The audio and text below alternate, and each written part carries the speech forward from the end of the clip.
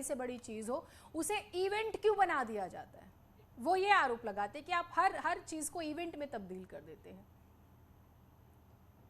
अब जब हमारे नेता इतने लोकप्रिय हैं कि जनता उनको सुनना चाहती है, देखना चाहती है, मिलना चाहती है, अब इनके पास इस प्रकार के नेता नहीं है तो हम क्या कर सकते हैं उसमें? हमारे पास हैं और उनको ये लगता है कि ये इवेंट है। इवेंट नहीं है, ये उत्तर प्रदेश का प्यार है हमारे नेताओं के प्रति, हमारे देश के प्रधानमंत्री जी के लिए, हमारे उत्तर प्रदेश के मुख्यमंत्री जी के लिए। यहाँ पे कांग्रेस के प्रवक्ता बैठे, पूछिए इनसे कि पूरे देश के जो यूरिया के प्लांट्स हैं वो क्यों सिस्टमैटिकली बंद कर दिए गए, क्यों ताले लग गए उन सब पे, और फिर इंपोर्ट होने लग गया सारा फर्टिलाइजर, क्यों ऐसा क्यों हुआ? पूछिए किन लोगों का साथ था उसमें, किन बड़े बड़े नेताओं का साथ था उसमें, इस घोटालेबाजी में? नहीं, ये लेकिन फिर कांग्रेस सवाल ये जो पूछा है जाएगा कि उसके बाद तो निष्पक्ष। ये लोग तो आए ही नहीं ना, 3 दशकों से तो ये लोग आए ही नहीं, फिर आप लोग आए, अलग अलग पार्टियां बदली हैं, नहीं नहीं फिर ये सवाल जी, होगा ना अनिला जी। मैं तभी ये, हाँ ठीक, नहीं, बोले जहां आप। तक उत्तर प्रदेश का विषय है तो उत्तर प्रदेश में तो देखिए 30 वर्ष से बंद था, 31 वर्ष से बंद था, और हमने इसको शुरू किया क्योंकि इसकी आवश्यकता पूरे देश का, मैं आपको बता रही हूँ। कांग्रेस ने बेहद सिस्टमैटिकली पूरे देश के फर्टिलाइजर प्लांट्स में ताले लगवा दिए और केवल इंपोर्ट होता है। तो ये षड्यंत्र था क्योंकि इनकी हिस्सेदारी थी, इनके बड़े बड़े नेताओं की, इस देश को लूटने में, बर्बाद करने में कांग्रेस ने कोई कसर नहीं छोड़ी।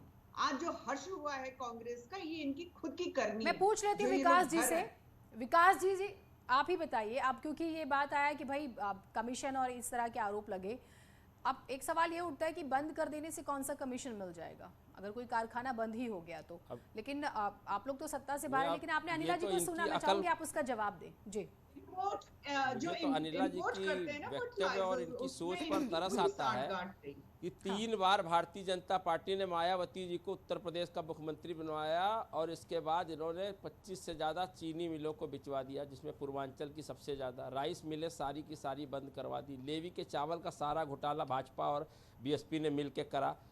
और समाजवादी पार्टी ही रही हो, चाहे बसपा रही हो, चाहे जो 32 साल मतलब 3 दशक होने जा रहे हैं, 3 दशक में कल्याण सिंह जी की यशस्वी सरकार थी, राजनाथ सिंह चीफ मिनिस्टर रहे, राम प्रकाश गुप्ता जी चीफ मिनिस्टर रहे। पूर्वांचल की आप बार बार कह रहे हो कि बंद फैक्ट्री, 32 साल फैक्ट्री को बंद करने वालों पर भी एक रिपोर्ट आनी चाहिए, इस पर भी आपको तुरंत दिखाना चाहिए कि कैसे बंद हुई, उसकी अपनी लाइब्रेरी से निकालिए कि गैर कांग्रेसी सरकारों ने किस तरीके से इस फैक्ट्री को बंद किया, पूर्वांचल की सेहत बिगाड़ी, पूर्वांचल का कृषि व्यवसाय चौपट किया, जो धान की खेती गन्ने की खेती थी उसको चौपट किया। और आज केवल अपनी वाहवाही और इवेंट, क्योंकि अब पूरी तरह इन्हें पता चल गया है कि 700 किसानों की शहादत के बाद उनकी ज़मीन हड़पने का जो षड्यंत्र था, उनके गोदाम के नाम पर उनकी फसल का उपज न देना, दोगुनी आय का जो वादा करके भाजपा सत्ता में आई थी उससे वो मुकर गई थी। और आज जब वो चुनावी वर्ष में उसको दिखाई पड़ा कि उपचुनावों में बुरी तरीके से परास्त हो गई, जनता ने उनको पलट दिया, तब उनको समझ में आया कि अब कुछ ना कुछ इवेंट करना है। और मोदी जी आज 4 बार 5 बार पूर्वांचल में जा रहे हैं, पर पूर्वांचल में सबसे ज़्यादा अति पिछड़े लोग हैं, और अति पिछड़ों को 1-2 बिरादरी छोड़ दिया जाए तो अति पिछड़ों का जो वोट लिया उनको अभी तक न राघवेंद्र कमेटी की रिपोर्ट उत्तर प्रदेश की विधानसभा में सामने आ चुकी है, और न ही रोहिणी आयोग जो उन्होंने आज से 3 साल पहले बनाया था, 17 बार उसका कार्यकाल ये बढ़ा चुके हैं, पर अभी तक रोहिणी आयोग की रिपोर्ट भी नहीं सामने कर रहे हैं। अति पिछड़ों अल्पसंख्यकों के साथ पूरी तरीके से सौतेला व्यवहार करना, और पूर्वांचल का जो आर्थिक विकास का सबसे बड़ा मुख्य केंद्र था कृषि और जो बुनकर उद्योग, उसको चौपट कर देना। और आज जब 2 महीना बचा हुआ है, जब प्रचार में जाना है, तो उस खाद को दिखा रहे हैं और आधे अधूरे एक्सप्रेसवे को।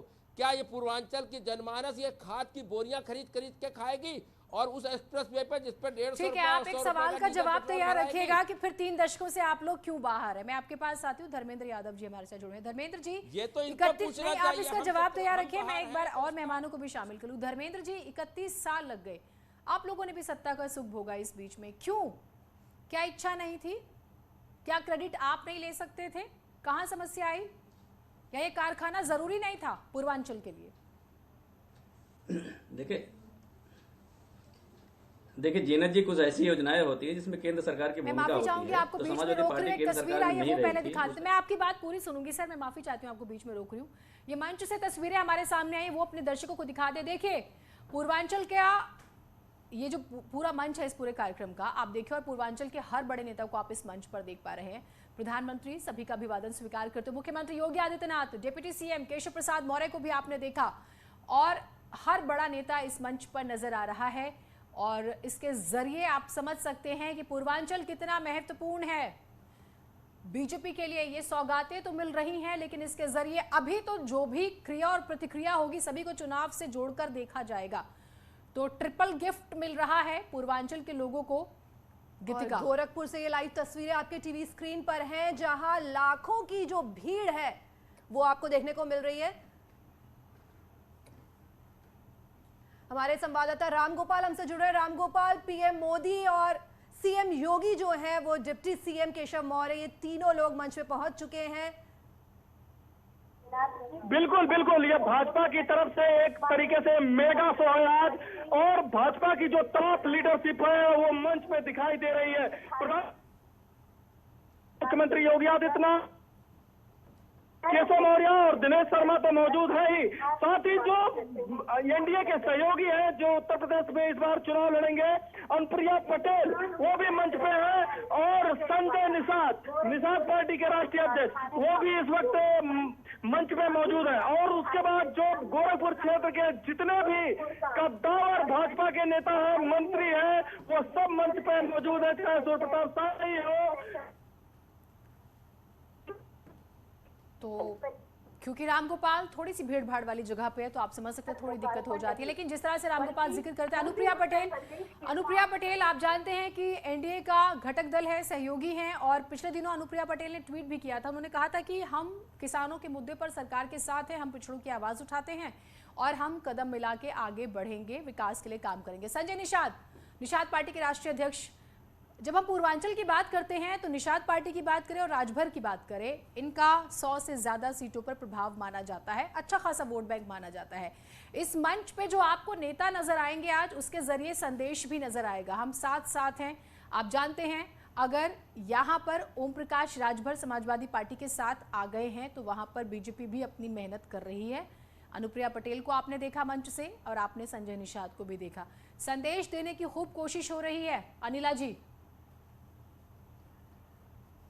नहीं, देखिए, ऐसा है, ये चुनावी रण, और कोई भी राजनीतिक दल है वो चुनाव इसीलिए लड़ते हैं कि भाई वो जीते भी और सत्ता में आए या सत्ता में उनकी भागीदारी रहे। तो जो हमारे साथ आना चाहते हैं या साथ आए हुए हैं, वो वही लोग हैं जो हमारे मिशन और विजन के साथ हैं, और जो हमारे मिशन और विजन के साथ नहीं है वो या तो हमारा साथ छोड़ देते हैं और ऐसे राजनीतिक दलों के पास चले जाते हैं जिनको अपना और स्वयं और अपने परिवार और पूरे देश प्रदेश को लूटने खसोटने के अलावा कुछ नहीं आता है। परंतु जो राष्ट्र के विषय में सोचते हैं, राष्ट्रवादिता की सोच रखते हैं, जिन्नावादिता की सोच नहीं रखते हैं, या जो हिंदू नहीं, लेकिन ओम प्रकाश राजभर आपके साथ थे, वो छोड़ के चले गए। उनका कहना है कि आप जो है बेरोजगारी और गरीबों के मुद्दे पर बात नहीं करते। जिन वादों के साथ आप लोगों ने उन्हें शामिल किया था, आपने उनकी मांगे नहीं मानी। मैं आपके पास आती हूँ। धर्मेंद्र यादव जी, आप अपनी बात पूरी कीजिएगा, आपकी बात मुझे बीच में रोकनी पड़ी थी।